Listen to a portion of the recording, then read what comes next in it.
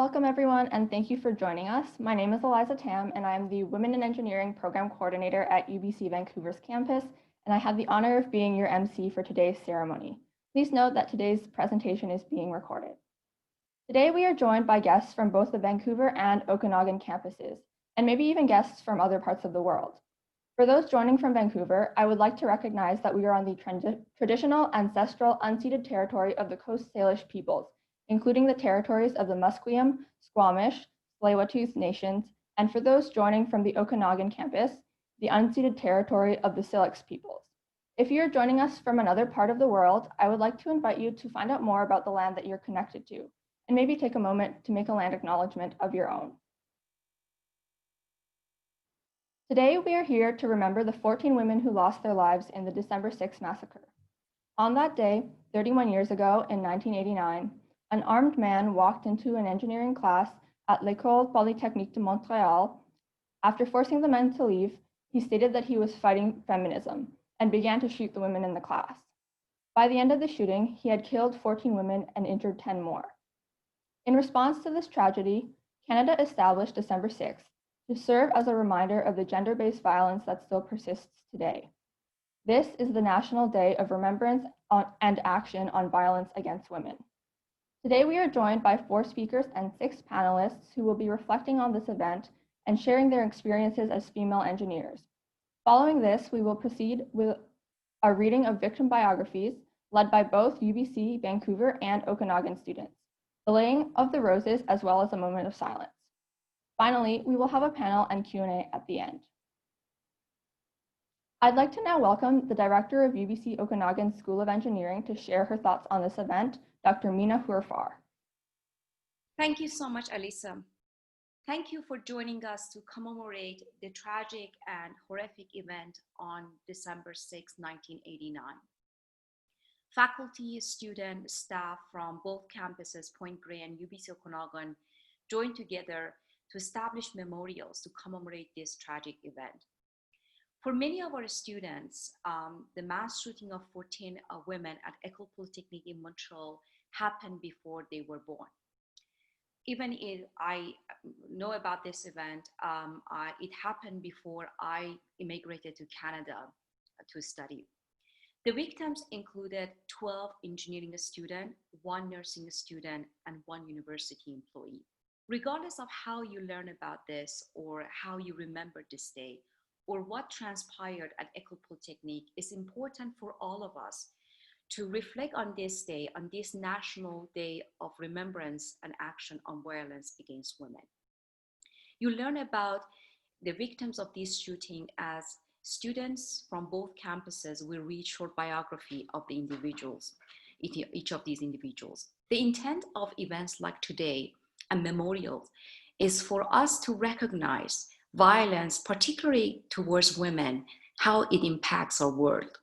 It is important for all of us, regardless of our gender or where we are coming from, to strive towards equality through our own individual action and our own awareness. Thank you so much again for joining us. And I would like to thank the organizer from both campuses who collaborated to establish and make this important event happening. I want to remind you that UBC Student Assistance Program is available to all the students should you require any assistance related to mental, emotional, and physical health. Thank you. Pass it on to Sam. Thank you, Dr. Hurfar, for your powerful words. I'd like to now welcome UBC Okanagan's Engineering Society President, Sam Wells, to share her thoughts on this event. Sam is a 4th-year mechanical engineering student. Thank you, Eliza. So when I was in my 1st year of engineering, 3 years ago now, I heard about 14 Not Forgotten for the first time. And I remember how I couldn't stop thinking about it for days. It wasn't the first time in my life I'd heard about the massacre, but this time I was a woman studying engineering, and the tragedy hit a lot closer to home. I remember sitting in my lectures and trying to imagine what it would have been like for those women in that mechanical engineering class 30 years ago. Imagining if it happened here, to me, or my friends, my peers. Knowing that it did happen, and 14 women had their lives cut short just because of the gender they were born as. Every year this event weighs incredibly heavy for me. It's important to remember that though we've come a long way since then, we still have a long way yet to go. I'd like to reflect on some of my personal experiences. Throughout my degree, I've made a practice of looking around to see how many fellow women were in my classes. Often, in a lecture hall seating 200, there'd be less than 10, and sometimes there would only be 1 or 2. I remember in my first semester, the first time I looked around the room and realized that I was the only woman there. And then I noticed just how often it happened, whether in a class or at an event, and it struck me. Being in engineering isn't easy, and being a woman in engineering is even tougher. While I've thankfully never feared violence in the course of my degree, gender inequality rears its head in more subtle ways. Attitudes and culture that are exclusionary to women are still systemic in engineering, and perhaps even worse, many don't recognize it. I've often heard male peers say that everyone is treated the same in engineering now, and there isn't any discrimination against women anymore. It's a stark contrast to my experience and those I've heard from my female peers. Most women I know in engineering have a story of being talked down to, her voice dismissed in a group project, her skills and knowledge disregarded. These experiences extend outside the program too, from patronizing comments about the choice to study engineering to disturbing and discriminatory remarks from professionals. My experience in engineering has been different from that of my male peers, even if they don't know it. Changing attitudes is much more complicated than just implementing policy and encouraging women to enter the field. But a shift in culture is essential for women to be welcomed as equals. It's important to remember the challenges we still face, but also to celebrate how far we've come. It's especially encouraging to see so many passionate young women entering engineering every year and getting involved on campus, making their voices heard, and making a change. We have fantastic female faculty too, and I've found role models and inspiration in so many of them. This memorial is an important time to reflect on those we've lost and the progress we've made, but also to recognize that we still have more to do. To honor their memory, we must strive to ensure women in this field have the opportunities that those who died didn't get the chance to experience. As we remember and honor 14 women today, it's crucial that we reflect on the inequality and gender-based violence that led to the tragic events of 1989, and that still exists to this day. Remembering and honoring is not enough. We must have those difficult conversations, address the issues that caused their tragic deaths 30 years ago, and ensure that while their brave voices were lost, the legacy they left behind guides our path to the future. Failing to do so fails to honor them, and I'm truly grateful to be given the opportunity to share in honoring and remembering them today. Thank you. Thank you for sharing your experiences with us, Sam. Sharing her thoughts next, I would like to welcome UBC Vancouver's Engineering Undergraduate Society President, Emma Dottick. Emma is in her final year of materials engineering. Thanks, Eliza. Hello, everyone, and thank you for attending the 2020 virtual 14 Not Forgotten Memorial. This is an incredibly important event in our community, so we're very glad you were able to join us in this alternative format.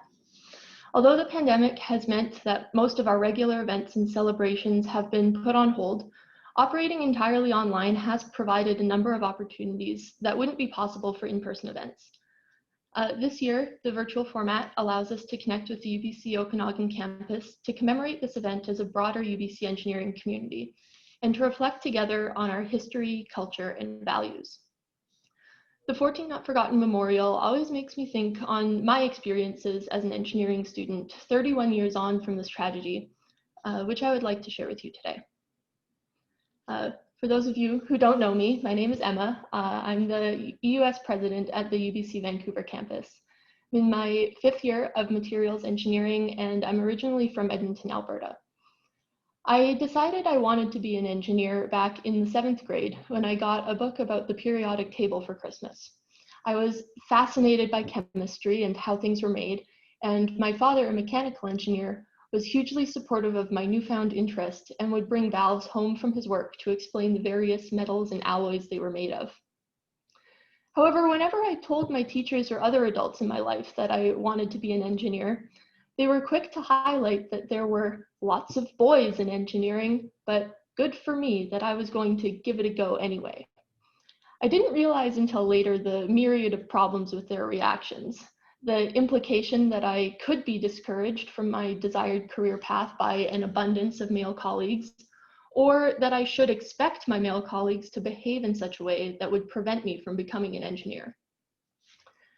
I had a fantastic time in my first year of engineering at UBC. I was definitely challenged, but I found a strong community in my peers.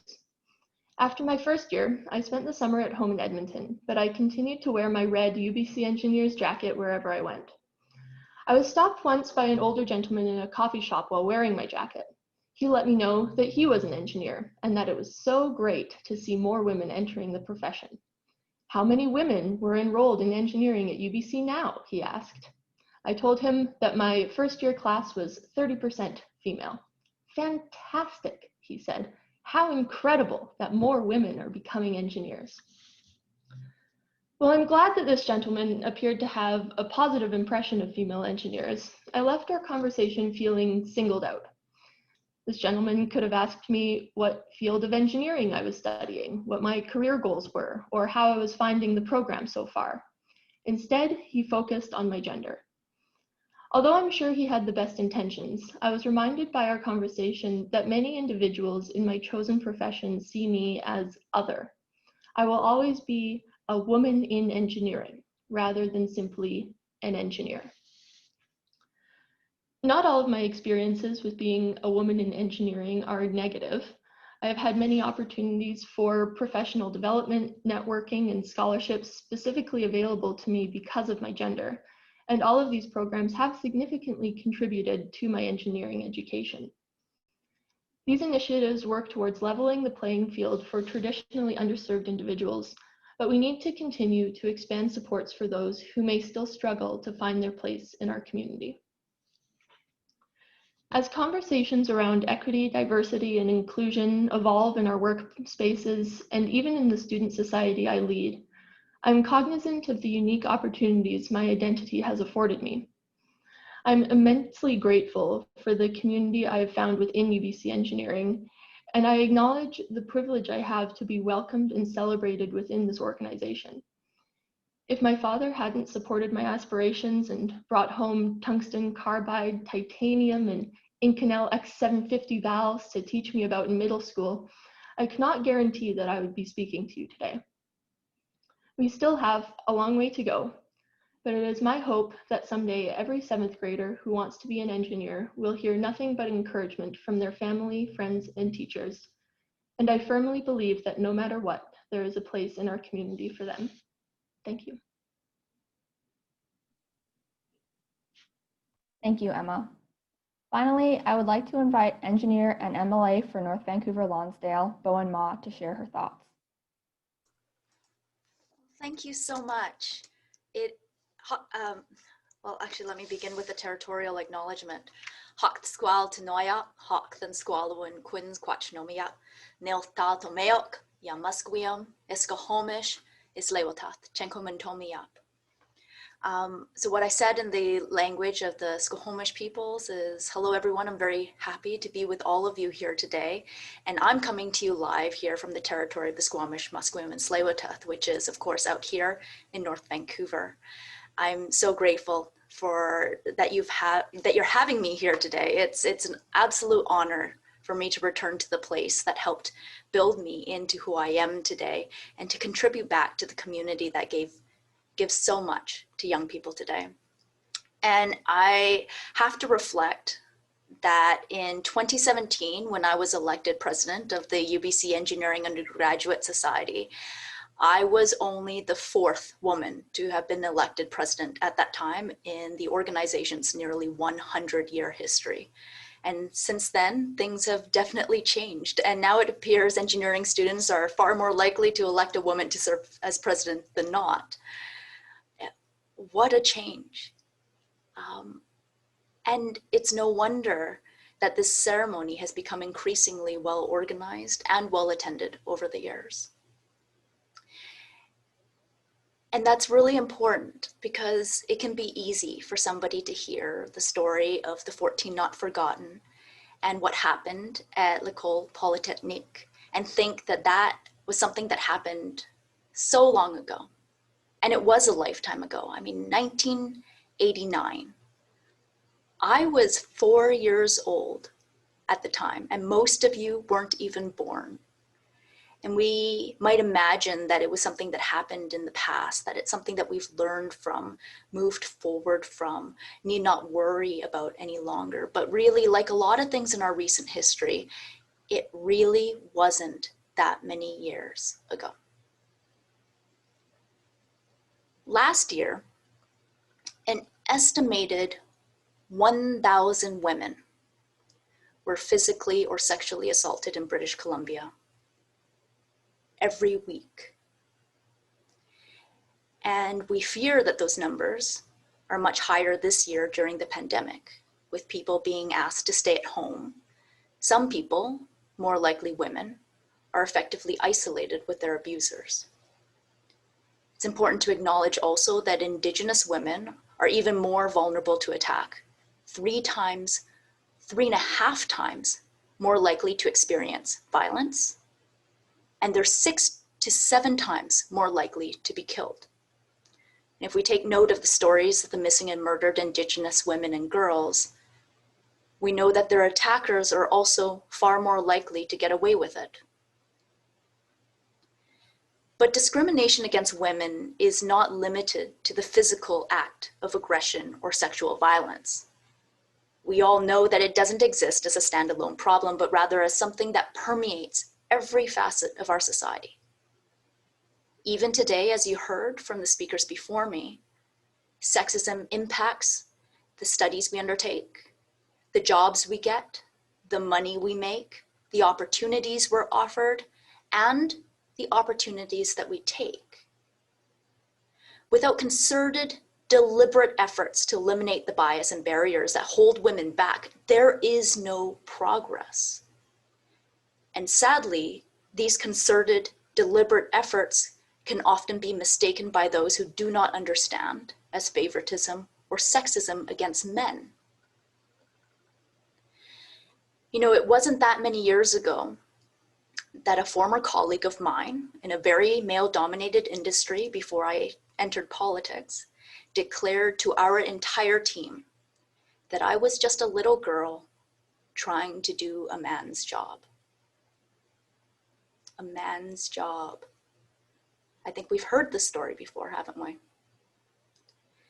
That's the story we're here to talk about.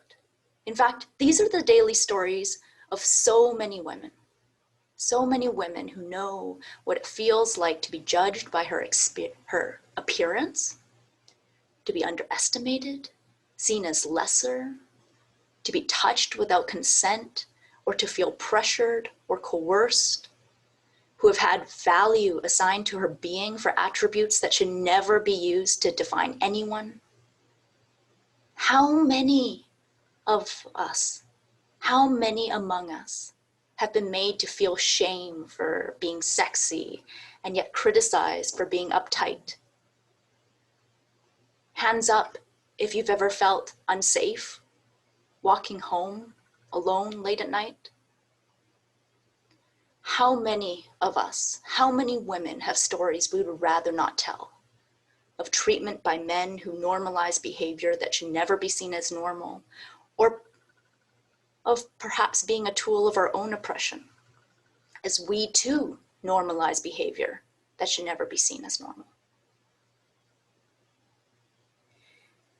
It wasn't that many years ago when I was told by somebody much more senior than me in the company that I was working in as an engineer that I should not have sent an email reminding my engineering colleagues that December 6th was the day of the 14 Not Forgotten and the National Day of Remembrance and Action on Violence Against Women.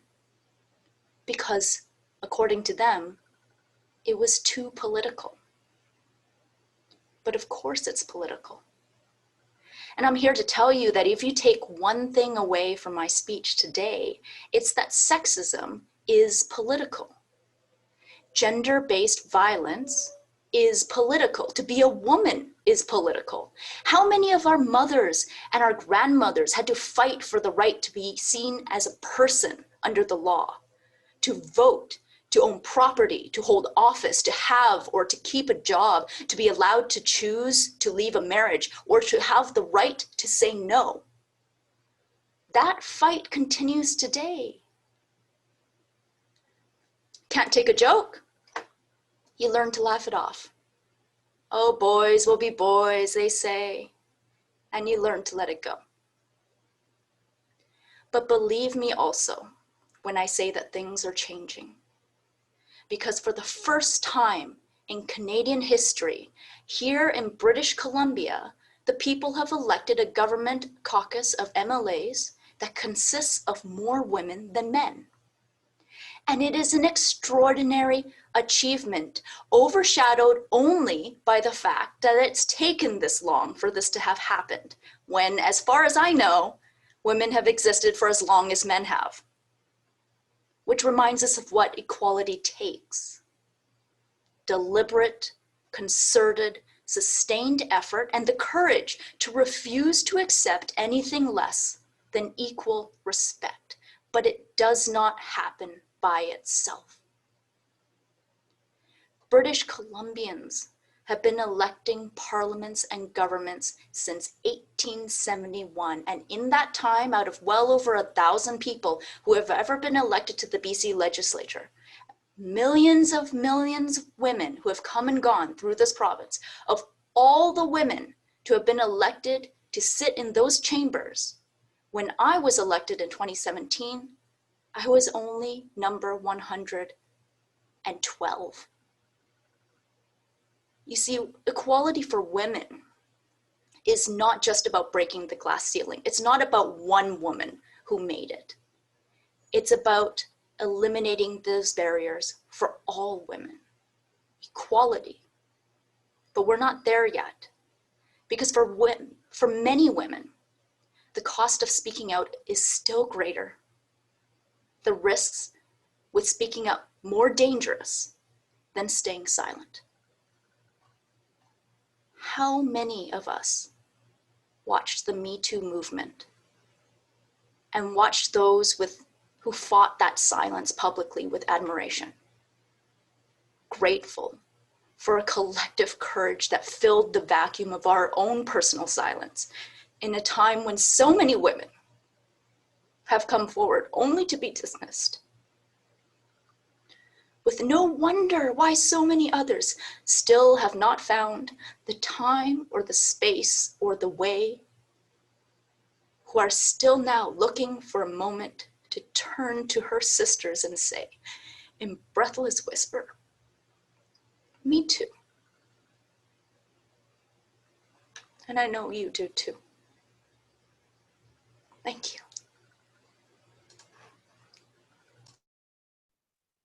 Thank you, Vaughn. Those words definitely resonated with me, and I'm sure everybody here today. We will now hear from the 14 students who will read the 14 biographies of the women who lost their lives, followed by a moment of silence and a laying of the roses.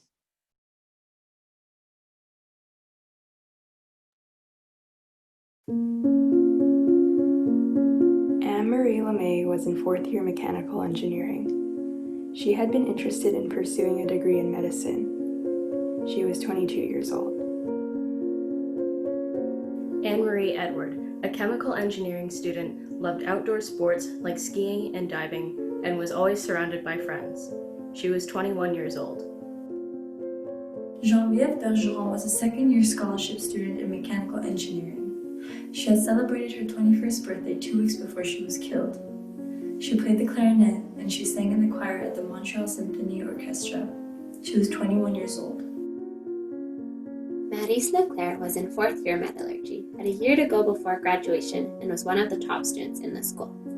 She acted in plays in junior college. She was 23 years old.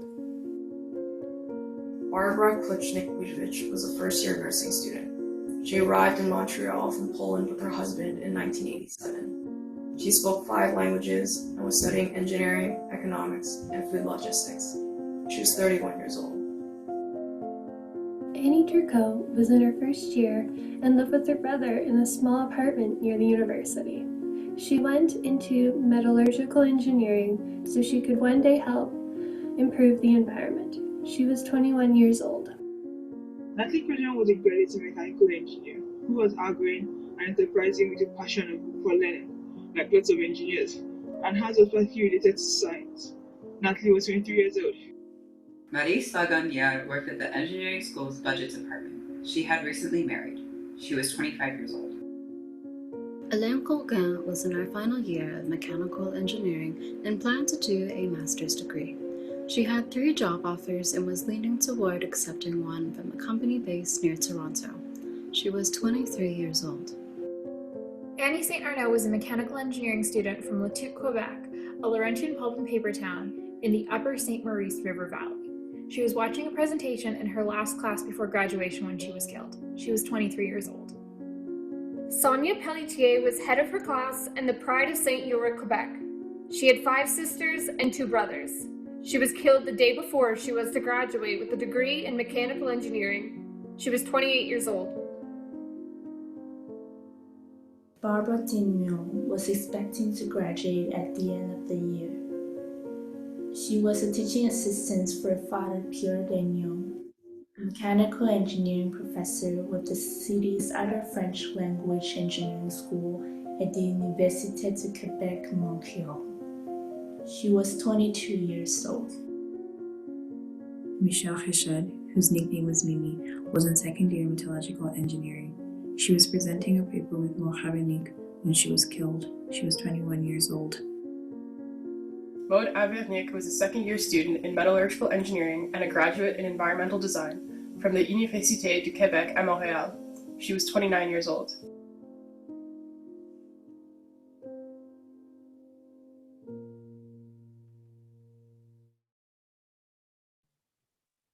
Please join me in a moment of silence while the roses are laid upon UBC Vancouver's monument.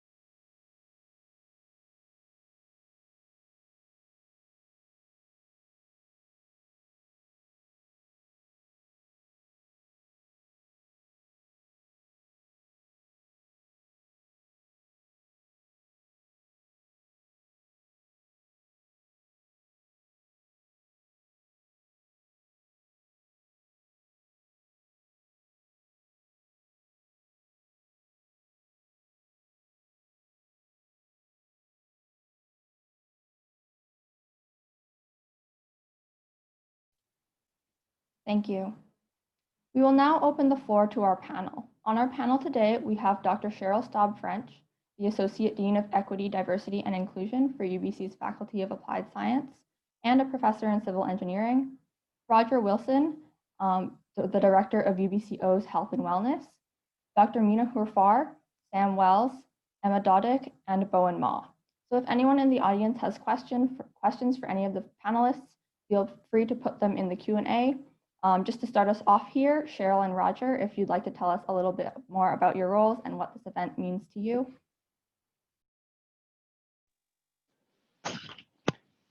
Well, thank you, Eliza, and thank you to the organizers. This has been a really amazing event. It's very hard to do this virtually, but you all have really done an amazing job. And I just want to acknowledge, Emma, Sam, and Bowen, and Mina, your stories. And I'll just acknowledge for myself, it's very hard to speak right now. This is incredibly emotional. And what I guess I want to say is that I hope everyone who's here is really listening to these words, hear the reality that these women are sharing about their experience in engineering.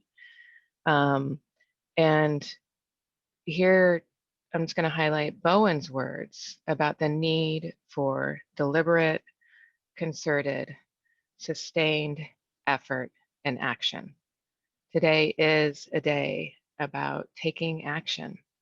And I will say that showing up today is taking action. Listening today is taking action. Learning, empathizing, showing up is taking action. So we should acknowledge that. but we also must take action commensurate with the scale of the problem. And if you listen today, you see how insidious this is. To change culture, to change minds, to change systems and structures takes significant, serious, long-term, sustained action. And so I feel incredibly fortunate and privileged to be Associate Dean of Equity, Diversity, and Inclusion, because what it means for me is that I get to, as part of my daily job, take action and figure out how do we as a community move together, work together to create a truly inclusive environment where everyone feels welcomed, valued, respected, and included. So with that, I'll stop there and hand it over to Roger. Good morning. I just wish to speak very briefly. I'm very humbled and honored to be here. Listening to the presentation this morning, I've been thinking about my wife, my daughter, my sister, my sisters, my mom, all the women that have faced some of the struggles that have been identified. And it's just very moving and very emotional for me. I think a lot of change has taken place, but as Cheryl says, a lot more needs to happen. And to the men out there, need to sit up and listen very closely to what's being said. Thank you.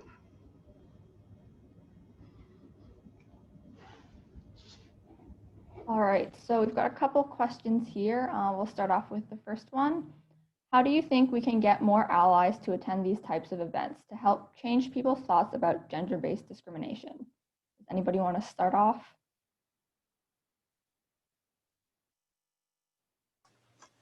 I'll give it a shot.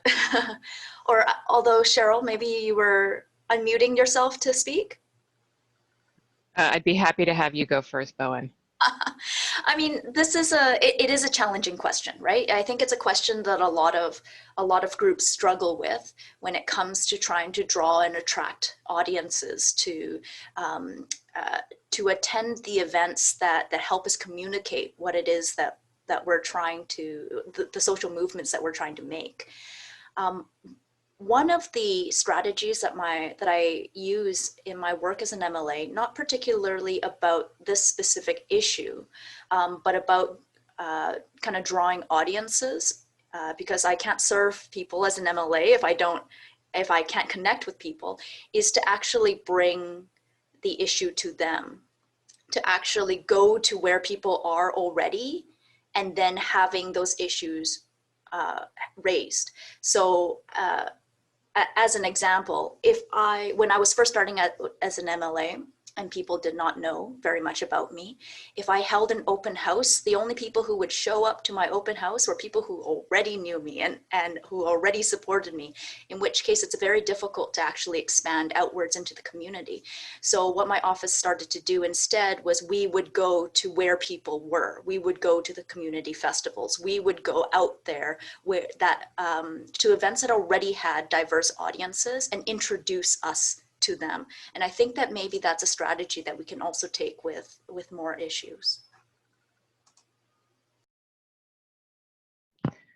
Yeah, I'll just follow on that, Bowen. And I would agree that finding ways to make your voices heard is kind of what you're saying, Bowen, that really resonates with me. And I think sharing these stories like you all have today, these powerful, emotional, sometimes very painful stories, help to change minds and hearts and ground it in today, not something 31 years ago, but today. I also think, we need strong leadership. And I really recognize the dean here in terms of his leadership. He's here. He's appointed me as Associate Dean of EDI, where, leadership needs to show up and make sure that this is part of the conversation. And I think we need to talk about this in terms of it being what makes a good engineer. A good engineer is an ally. A good engineer is respectful to everybody. A good engineer stands up for people when they're not being respected. So I think we need to really think about how we build this in to the way we talk about the kind of professionals we're creating at UBC. So I think we need this multi-pronged effort at all levels to build this in into our system structures, our conversations and our culture. Yeah, to kind of add on to Cheryl's point, we can't just talk about inclusion and sexism one day of the year, because it happens every day of the year. So by making sure that we are respecting and acknowledging people's lived experiences in all of our operations, both as a school, as a faculty, as a student society, or even as a friend group, that we need to make sure that we are including everyone in our lives in all aspects of our interactions with each other. It can't just be, you have your Women in Engineering night, that's when you talk about it, and then you leave it alone for the rest of the year, because it doesn't only happen one day of the year. So we need to make sure that we're acknowledging it every step of the way.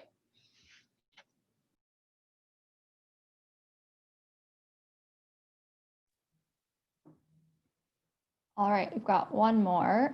What is the best thing I can do as an individual to make lasting change in the future towards protecting the rights and safety of women in engineering?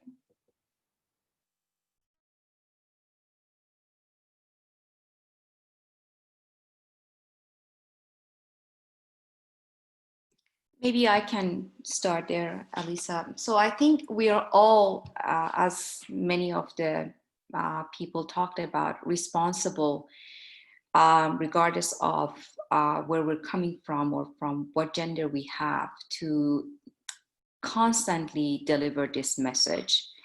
And I know it's better than 30 years ago, but as our speaker Bowen mentioned, still we are not there. And I wanted to talk about university as an institution, as a sort of symbol that can take a role here. If faculty members, staff, students collectively started talking about it in an open-minded and very safe environment, in our curriculum, in our classes, in our meetings, in our gatherings, I know it will take time, but believe me, slowly the culture will change. And once the culture changes, then the whole movement happens quickly. We need to change the culture. And it doesn't happen by itself. We all need to take part in it. So as an individual, I think you're all responsible. I feel myself responsible to take action and talk about it without any fear, in any occasion, in any gathering, in my classroom, in my group, in my admin staff, that how important it is and how much we have no tolerance against violence. And there is no other way that you can change culture without talking about it, without raising awareness, without acting on any kind of incident happens. Otherwise, it would be another 30 years and we come back and we are on the same page. So this is what I think, that individually we all are responsible to take action, small, big, depending on our role in different occasions, to make this happen. Yeah. I know that my video keeps stopping for some reason.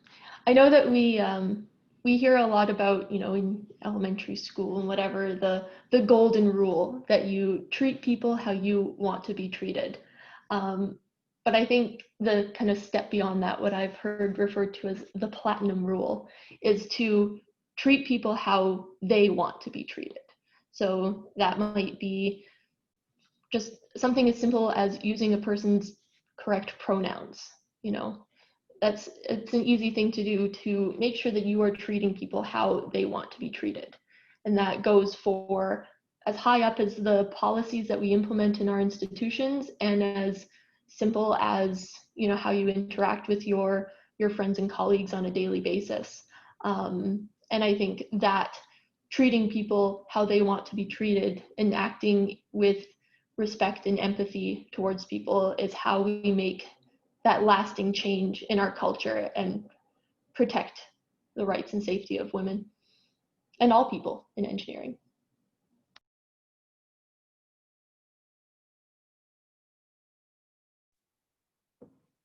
All right. We've got two questions here, around the diversity hire topic. So I'll read the two. In terms of engineering, what would you say to young professionals who might feel that they have been hired as a diversity hire? And then the second is, I often don't know what to say when my peers, mainly males, tell me that many men were not able to get into UBC engineering due to the diversity quota UBC has implemented to get more women into the program. It almost implies I don't deserve to be here. What do I say to this?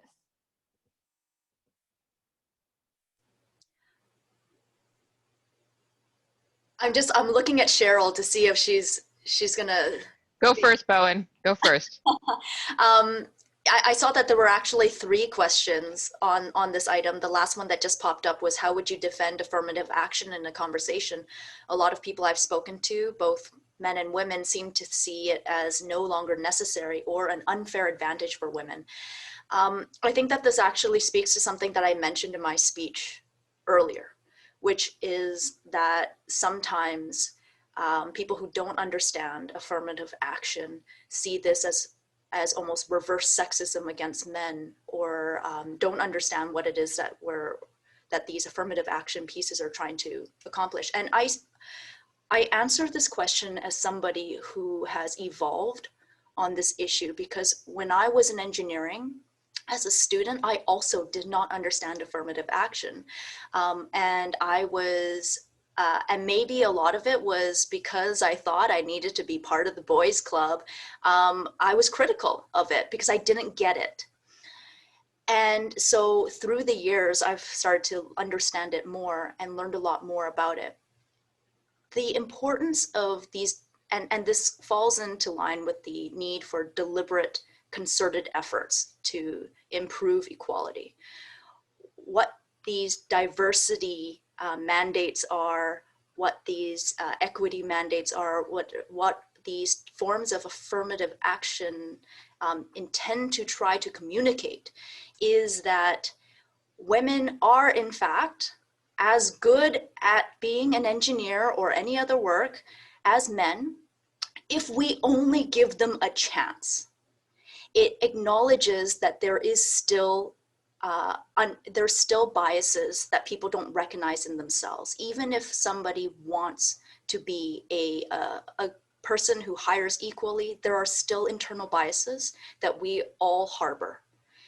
There are studies out there that show that when you have women and men compete in software programming competitions, for instance, women tend to be rated higher than men if and only if their names are removed from the code that they generate.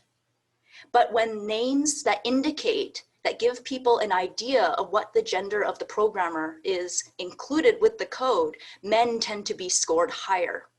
And so it isn't, so when we're looking at resumes for jobs, or when we're looking at applications for positions, oftentimes we're not judging people based on merit. We're judging people based on our unconscious biases, but what we think that they should or are likely to be capable of. And this overwhelmingly benefits men over women. And so affirmative action and these quotas are basically policies in place that force employers and force organizations to take a pause and say, hold up, have you actually looked at these women? Have you actually given them a chance?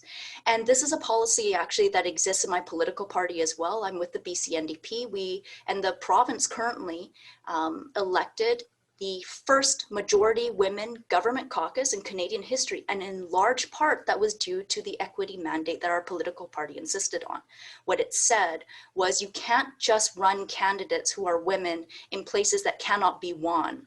If a riding is winnable for the party and it is vacated by a man, the replacement, until we reach equality, the replacement must be a woman or a person from an equity-seeking group.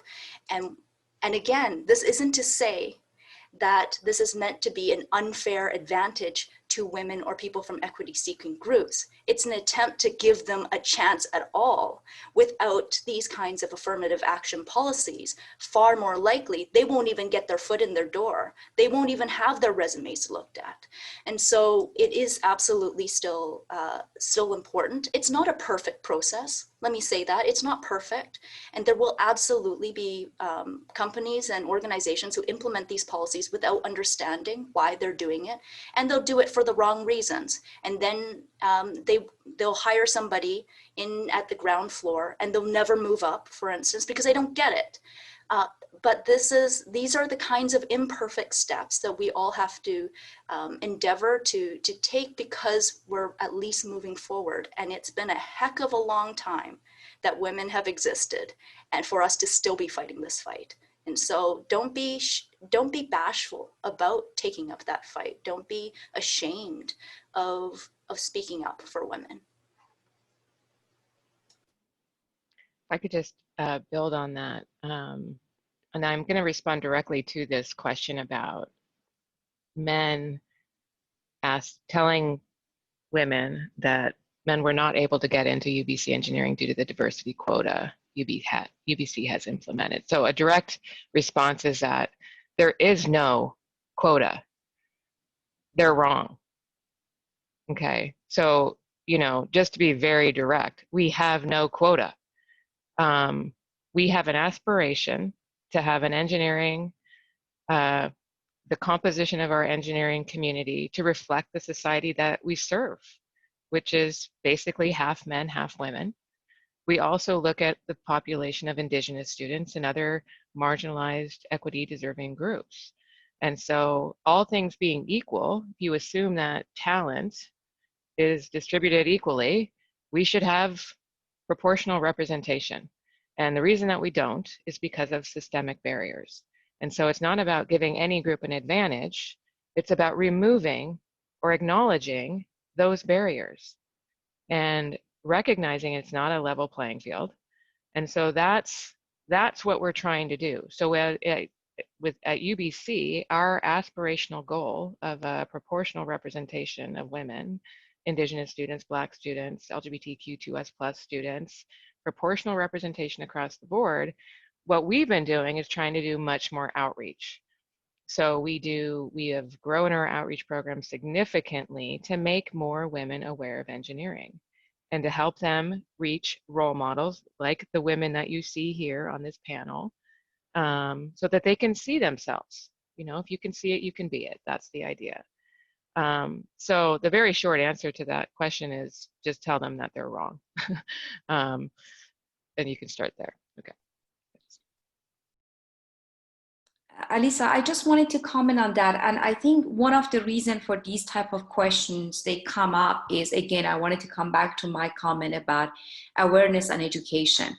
If we educate our people about really telling them what Cheryl and Boana mentioned about the barriers and affirmative actions and not advantage, I think nobody will ask this question. So we need to really change the tone and the culture there. So I won't blame the other group that they're asking this question. I think that they haven't learned about these things, as one mentioned that, even she didn't know when she joined engineering. So I think we need to really educate our people and our faculty, students, and staff about this. And even going further than, going to schools and going to society to sort of educate them. And then when we do that, automatically, organically, all of these questions will be removed. And I think we have a duty to do that. Thank you everyone for all those great comments. Just being mindful of the time here, since we've got a lot of great questions coming in. We'll do one last one. I'll pass this one to Roger. Since this is a difficult topic and event to revisit, if students want some more support, where can they go? Good question. Thanks again for all the conversation, the discussion. This has been wonderful to be part of this panel.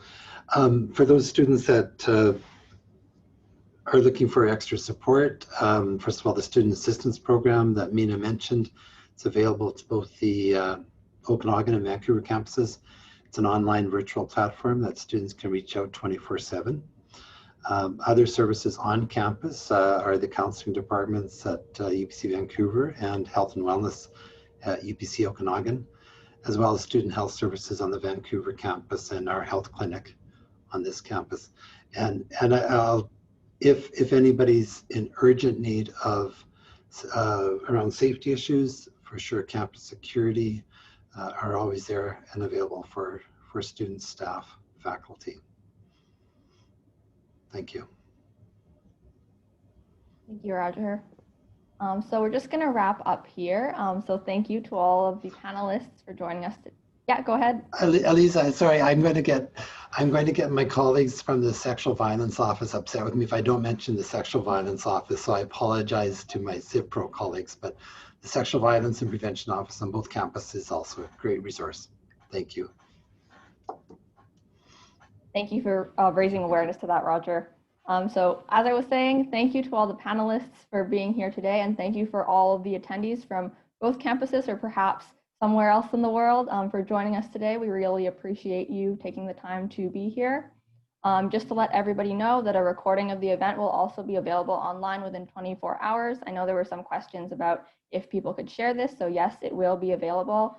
It'll be available at the UBC Okanagan Women in Engineering website. I also know that there were some questions coming in, so if you had any other questions or comments, you can reach out to tamara.weninger@ubc.ca. I believe that's in the chat as well. So we'll just wrap up here. Thank you everyone once again for joining us, and I hope that you have a good rest of your day. Thank you so much, Alisa, for emceeing the event. Amazing, fantastic job. Thank you, Mina. Yes, thank you, Eliza. Thank you, everyone. That was amazing. Thank you.